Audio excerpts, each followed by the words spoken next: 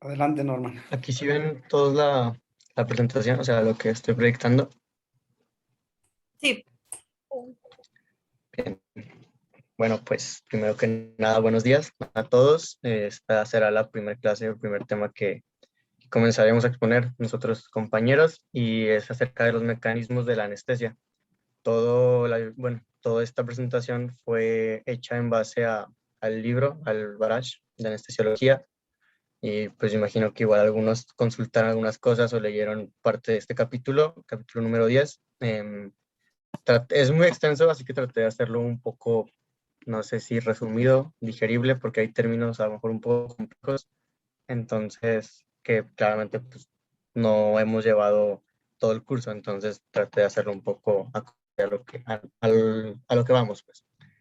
Y pues nada, comenzamos con qué es la definición de anestesia. En primera instancia se puede definir como una depresión fármaco-inducida irreversible del sistema nervioso central y resulta en la pérdida de respuesta y percepción del estímulo externo. Sin embargo, el mismo libro define que para poderse como anestesia o un estado anestésico tiene que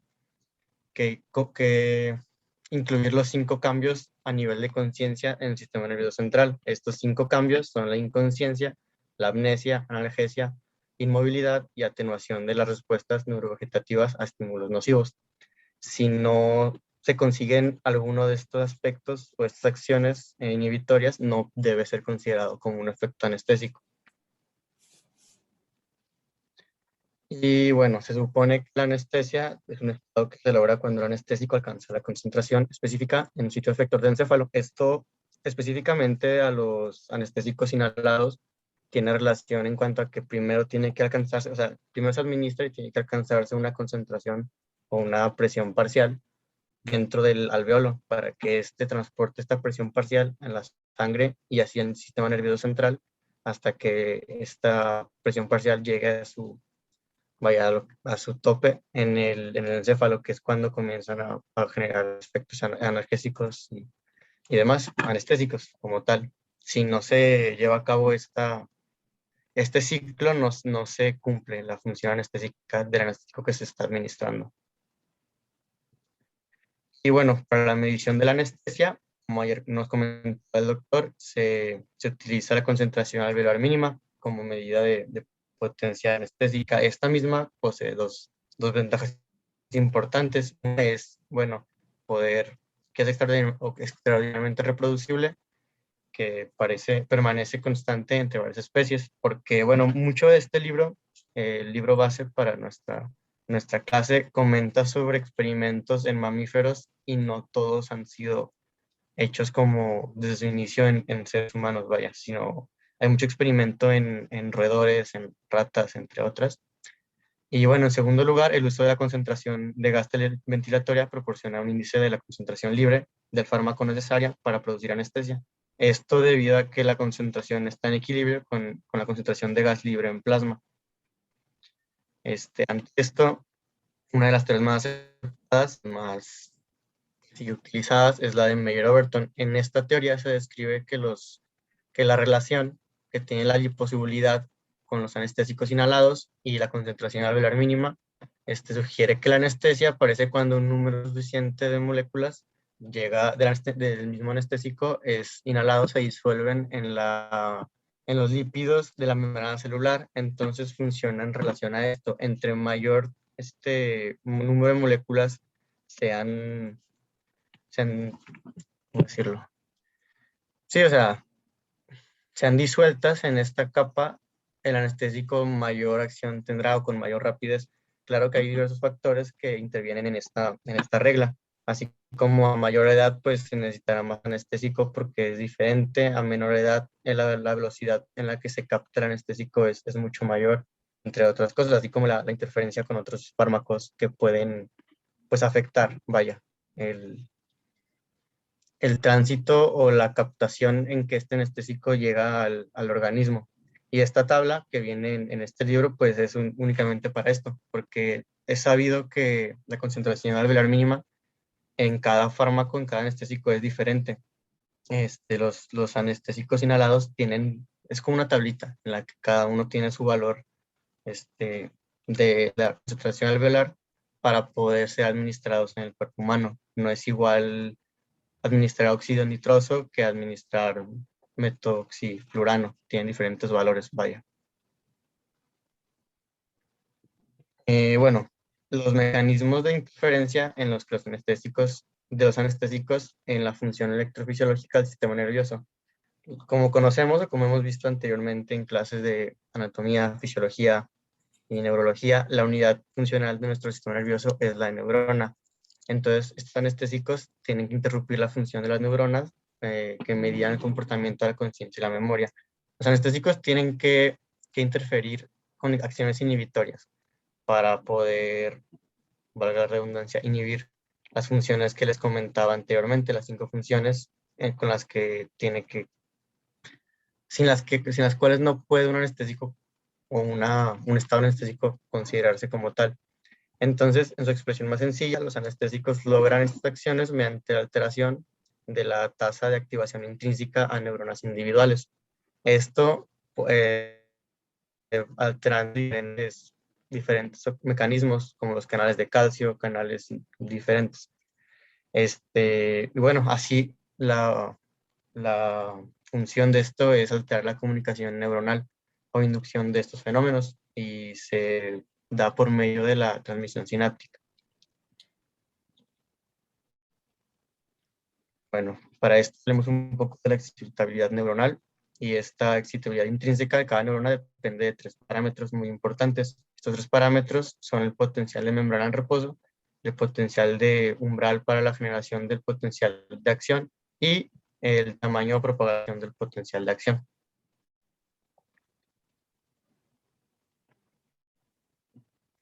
Y bueno, de manera a lo mejor un poco resumida o práctica, la función de los anestésicos es hiperpolarizar las motoneuronas medulares y las corticales. Esta capacidad de hiperpolarización está relacionada con la potencia del anestésico.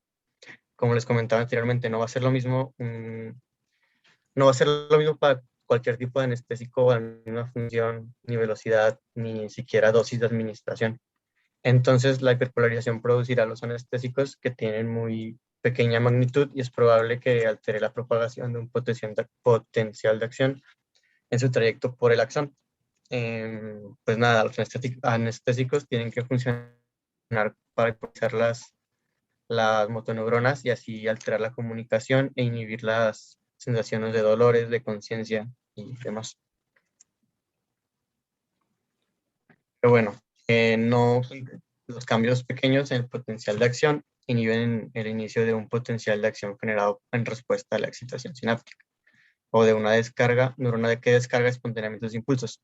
Por la razón anterior, se ha demostrado que, por ejemplo, el isoflurano hiperpolariza las neuronas talámicas y origina una inhibición de la descarga tónica en potenciales de acción. Utilicé esta referencia o este ejemplo porque era lo que venía en el libro de texto. Creo que es como el ejemplo en el que se basa para lo relativo a la comunicación neuronal, el isoflurano.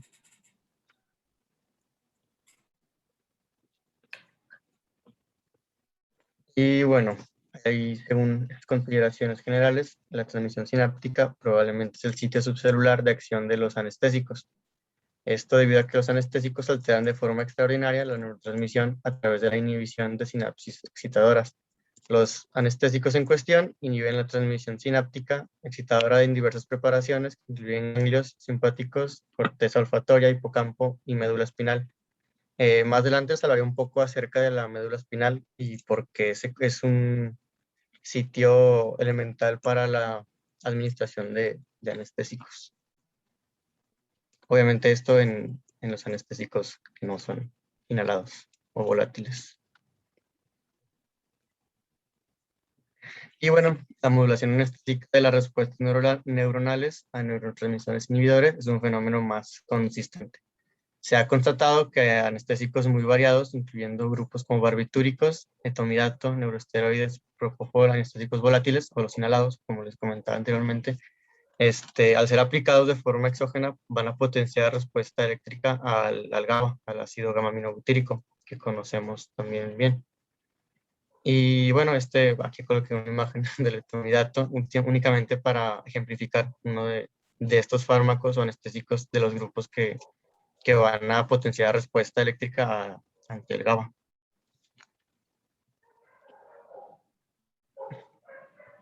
Bueno, el efecto de los anestésicos en los canales iónicos dependientes de voltaje. Por cierto, si sienten que esto está como muy rápido, muy así, sin explicación, pueden decirme, o si alguien lee algo que yo no esté diciendo también puede aportar. No tengo ningún problema, se los agradecería mucho. Bueno, pasando a este subtema de los anestésicos en los canales iónicos dependientes de voltaje, pues conocemos que diversos canales iónicos perciben un cambio en el potencial de membrana y sucediendo esto reacciona por medio de la abertura o cierre de los poros de los canales. Los canales de sodio y potasio son dependientes de voltaje e intervienen en gran medida en la generación y configuración de potenciales de acción. Los estudios antes realizados en cuestión indican que los canales de sodio y potasio son extraordinariamente sensibles a los anestésicos volátiles, a diferencia de los canales de calcio. Bueno, lo que pude leer es que los canales de sodio y potasio son como, vaya, pues sí, son muy insensibles pues a los anestésicos volátiles. Se necesitaría más un anestésico, pues me imagino intravenoso.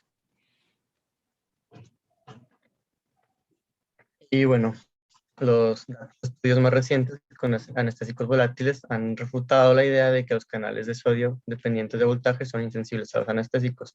Esto es algo que me causó mucha controversia porque en el libro pues comentaba ideas como la anterior de que los canales de sodio son insensibles a estos anestésicos, pero refutaba la misma idea o hacía como un intercambio de opiniones, de ideas acorde a diferentes experimentos o basado en diferentes prácticas en las que al final pues terminé siendo un poco confuso. No sabría con qué quedarme de si son insensibles o no a los anestésicos volátiles, Ahorita pero yo explico eso, Norman. perfecto. Y bueno, pues se ha demostrado que los anestésicos intravenosos inhiben los canales de sodio, pero las concentraciones de tal efecto son supraclínicas. Pasando a los canales de calcio dependientes de voltaje, en esta abreviación de BDCC, pues en el sistema nervioso estos canales de calcio reaccionan al potencial de acción abriéndose, lo cual permite la entrada de calcio a las células y en consecuencia pues activa la secreción del neurotransmisor en la hendidura sináptica. Hay 6 tipos, o sea, han identificado 6 tipos de estos canales. Se clasifican o se dividen por una letra, L, N, P, Q, R y T. Son los que se mencionan en la bibliografía sobre estos canales dependientes del voltaje. Los canales, específicamente los tipos N, P, Q y R, bueno, se expresan preferentemente en el sistema nervioso y se piensa que intervienen de forma significativa en la transmisión sináptica. Y los canales de tipo L participan en el acoplamiento, excitación y contracción del músculo cardíaco. El músculo es liso, músculo estriado y según se cree son menos importantes en la transmisión sináptica. Esto lo vimos igual muy por encima, creo, en fisiología, cuando vimos fisiología del corazón, del músculo cardíaco y la contracción del mismo, cómo funcionaba. Bueno, ahora sabemos que los canales de calcio del tipo L son los encargados de este proceso, a diferencia de los otros subtipos, que sí tienen más relación con el sistema nervioso central y la transmisión sináptica. Bueno, pasamos un poco hacia los canales de potasio. Todos estos canales pues son más diversos, ya que van a abrir los poros con diversos voltajes, como el potencial de membrana de reposo de neuronas, el segundo mensajero y el ligando activo. Son como otras subdivisiones de los mismos canales y se necesitan concentraciones altas de anestésicos inhalados o volátiles, incluso intravenosos, para modificar de forma significativa la función de los canales de potasio regulados por voltaje. Esto se agrega más como, es importante saberlo, pero no va, siento, en relación a la farmacocinética de los anestésicos pues volátiles, que imagino son los que tienen una mayor, no importancia, pero sí una mayor práctica en la cotidianidad de la anestesia. Y bueno, estos canales de potasio, de entorno o de fuga, que son abiertos, son activados por anestésicos volátiles y gaseosos, como son el óxido nitroso y los anestésicos halogenados, como el alotano, el enflurano, isoflurano, sevoflurano y desflurano. Y bueno, recibe este nombre porque tienen abrir su poro en todos los voltajes, incluidos el potencial de membrana. Potencial de membrana en reposo que de neuronas, y así produce una corriente de fuga. O sea, a fin de cuentas, el mismo nombre explica por qué se denominan así. Bueno, los canales que son regulados por nucleótidos cíclicos y activados por hiperpolarización, abreviados con HCN, pasan una corriente despolarizante que consiste en una mezcla de iones de sodio y potasio.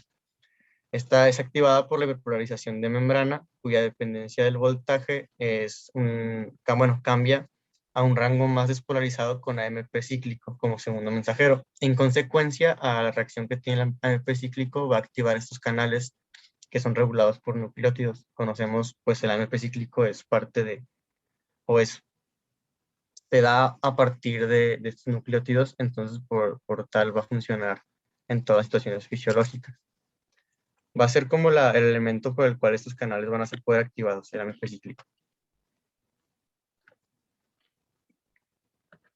Bueno, acorde a los efectos de los anestésicos, que son en los canales iónicos regulados por ligandos, pues la neurotransmisión excitatoria e inhibitoria rápida es mediada por las acciones de canales iónicos regulados por ligandos.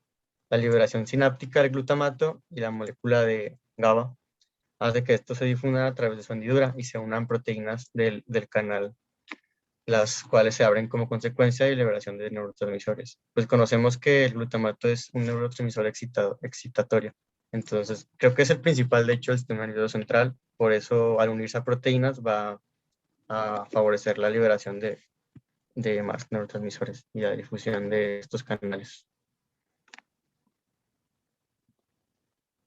Bueno, como les comentaba, los canales de esta categoría, los receptores de AMP, AMPA, bueno, se me pasó este término, y cainato, bueno, los canales catiónicos monovalentes relativamente no selectivos que intervienen en la transmisión sináptica excitatoria rápida, tanto los canales NMDA conducen no solo sodio y potasio, sino también calcio, como les comentaba un poco anteriormente, están involucrados en la modulación a largo plazo de respuestas sinápticas. A lo mejor muchos de ustedes están preguntando esto qué tiene que ver con la anestesia, esto qué tiene que ver con la administración y el mecanismo de la anestesia. Es una pregunta que también yo me hice.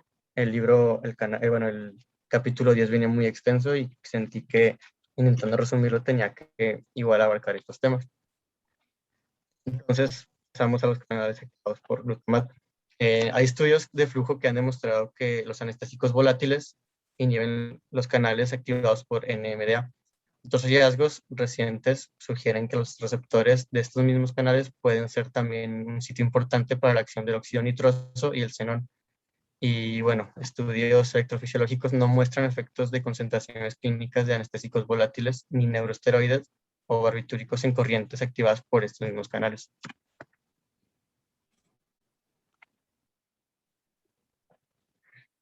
Y bueno, los canales iónicos activados por el ácido gamma-aminobutírico, bueno, pues conocemos que es el neurotransmisor inhibitorio más importante del sistema nervioso central. Entonces, los canales iónicos activados por este neurotransmisor van a mediar la respuesta postsináptica del mismo y permitir la entrada selectiva de iones de cloruro y con ello hiperpolarizar las neuronas. Los receptores de GABA son proteínas múltiples con proteínas con múltiples subunidades pentaméricas, consisten en subunidades. Igual son subunidades que siento que, al menos en lo que pude leer o lo que pude comprender, no tienen tanto papel en esto, o en esto de cómo es el mecanismo de un anestésico. Simplemente es por subclasificar las subunidades de las proteínas, de los receptores. Lo que considero un poco más relevante es que hay grupos de fármacos de anestésicos, tales como barbitúricos, esteroides, benzodiazepinas, propofol, etomidato y los volátiles, que sí van a tener una acción o una función en el receptor de GABA y van a producir tres efectos importantes, tales como son la potenciación, la regulación directa y la inhibición. La potenciación es la capacidad de los anestésicos para incrementar las corrientes inducidas a estas concentraciones de GABA. Como su nombre dice, para potenciar la reacción de estos. La regulación directa va a denotar la capacidad de anestésicos para activar el canal de GABA en ausencia de ácido gamma-aminobutírico. Y la regulación directa de estas corrientes se produce con concentraciones de anestésicos mayores a las utilizadas en humanos, pero hay superposiciones de las curvas de concentración a respuesta para la potenciación de la regulación directa. Lo que yo supongo igual un poco más práctico o un poco más, pues sí, práctico para lo relativo a anestésicos es lo que respecta a inhibición, que la inhibición, pues el término, la capacidad de estos anestésicos para evitar que el ácido gamma-aminobutírico inicie la corriente directa a través de sus canales. Hay estudios que van a indicar que los barbitúricos, el propofol y anestésicos volátiles no alteran la conductancia de los canales. En lugar de ello, incrementan la frecuencia de apertura del canal en el lapso promedio de que permanece abierto o en ambos fenómenos. Entonces, pues los efectos que tienen este grupo de fármacos, o los tres efectos importantes, pues como comentábamos, son la potenciación, la regulación directa y la inhibición. Y bueno, sobre los sitios de acción o de que se efectúa el fármaco o los anestésicos en el sistema nervioso, pues hay datos diversos que indican que la médula espinal es el sitio principal en los que los anestésicos inhiben respuestas motoras a estímulos nocivos. Esto debido a que es el punto final utilizado en casi todas las mediciones de la potencia de anestésicos. Bueno, acorde a los mismos sitios en los que se efectúan o actúan estos anestésicos, pues el tálamo regula la excitabilidad cortical generalizada, que transmite información a regiones corticales especializadas y quizá constituye el sitio más idóneo para la supresión de la vigilia y el conocimiento por acción de los anestésicos. En cualquier punto del tálamo, la estimulación o anulación de los núcleos centromedianos altera la atención y la vigilia, que era uno de los aspectos importantes para poder considerar un estado anestésico. La correlación entre la actividad neural de las regiones talámicas de la línea media y las regiones corticales que van a participar en la atención y la introspección se debilita en humanos inconscientes por el uso o la acción de propofol y sevoflurano. Estos son ya como más ejemplos de qué fármacos son los que tienen pues repercusión en las zonas o en las zonas en que se efectúan los efectos inhibitorios para generar un estado anestésico. Y bueno, la corteza cerebral es el sitio principal para generar conciencia del entorno externo. Áreas sensitivas primarias van a proporcionar actividad enfocada y de alimentación anterograda a regiones asociadas corticales superiores que van a proporcionar la retroalimentación difusa recíproca. La interrupción de las conexiones de retroalimentación por parte de los anestésicos puede contribuir a la anulación perdón, de la conciencia o al atenuar la integración de información distribuida en diversas regiones corticales. A grandes rasgos, esto fue lo que venía en el capítulo 10 de los mecanismos de la anestesia y la conciencia. Esto debido a que había unos temas que eran ya más acorde a pude entender mutaciones de la reacción anestésica o interacciones que siento yo, a lo mejor estoy estoy equivocado, pero siento yo que aún no podríamos dominar o yo no podría haber explicado bien para explicar el mecanismo de los anestésicos. Entonces, pues, si no hay más, hice unas pequeñas preguntas muy básicas sobre los conceptos de los que estuve hablando. No sé si hay algún voluntario que quiera contestar alguna de estas. No, en realidad las preguntas las hago yo al azar, Norman. Perfecto. Y para empezar, la primera pregunta se la voy a poner de acuerdo al azar a Jennifer Navarro. Doctor, ya no está con nosotros, Jennifer. Ya tengo un mensaje de que se integró a la clase. Entonces ya no está ella. Ay, no sé. Bueno, déjeme confirmo. Es que según yo ya no, pero no sé. Déjeme confirmo después.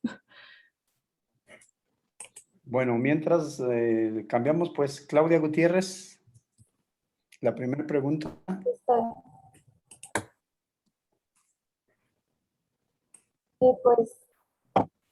cambios que va a hacer sería como la inconsciencia, la analgesia, la inmovilización, también la amnesia y ahí era de la respuesta neurovegetativa hacia pues, el dolor.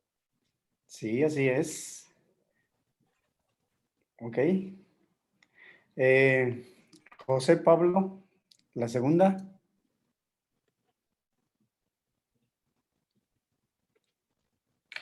José Pablo, ¿estás? Miren, lo que yo estoy viendo es que por momentos están 25 participantes, por momentos 24, por momentos 23. Entonces, José Pablo ya no está. Pues entonces no tiene asistencia. De acuerdo.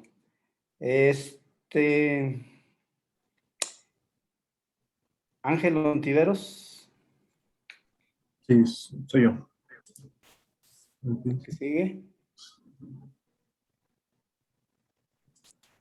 Ese es el potencial de membrana en reposo, Sí, el potencial para la generación del potencial de acción y el tamaño y propagación del potencial también de acción, ¿no?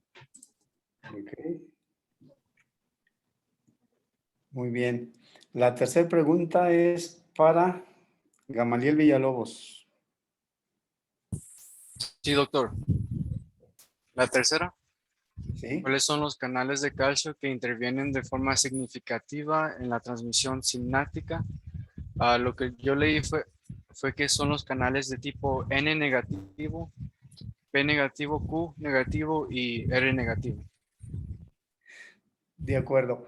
Como aquí ha habido alguna duda de parte de Norman, miren, la diferencia entre la farmacología normal con la farmacología de los anestésicos es que en farmacología normal cualquier fármaco va a impregnar totalmente sus receptores específicos, de manera que se pueda conseguir un efecto terapéutico, pero en anestesia no se puede afirmar tal situación, puesto que un medicamento con la misma estructura química produce anestesia en determinados receptores, pero otro medicamento con la misma estructura no. O al contrario, en lugar de producir anestesia, produce convulsiones. Entonces, es ahí donde todavía los adelantos científicos no aterrizan en mecanismos específicos para los anestésicos y es por eso que también se les sigue considerando como un misterio sin resolver todavía. Bueno, la cuarta es para Jacqueline García. Jacqueline, ¿estás? Soy Yaca, doctor. No sé si no se cambió mi nombre o no, pero yo tengo el nombre. Es Bianca García. Pero... ¿Cuál es? ¿Mande? Bueno. Sí. Es los barbitúricos, las benzodiazepinas, esteroides, los anestésicos volátiles, también lo mencionó. Ajá. El etomidato también. Okay. Muy bien. La que sigue. La que sigue es, la vamos a poner.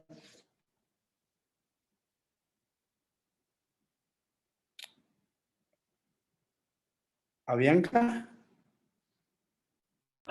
Soy yo, doctor. Sí, es que aquí tengo los nombres. Ok, qué bárbaro. Cintia Salazar. Sí, doctor. Bueno, los fármacos, a ver, ¿cómo dice? Los fármacos mencionados producen 3 tipos de efectos sobre el comportamiento electrofisiológico del receptor GABA y cuáles son sus efectos. Bueno, mencionaba que los efectos viene siendo lo que es la regulación directa e inhibición y la potenciación también, eso mencionó. De acuerdo. Bueno, esta va a ser la dinámica de, ¿te sales de compartir pantalla, Norma?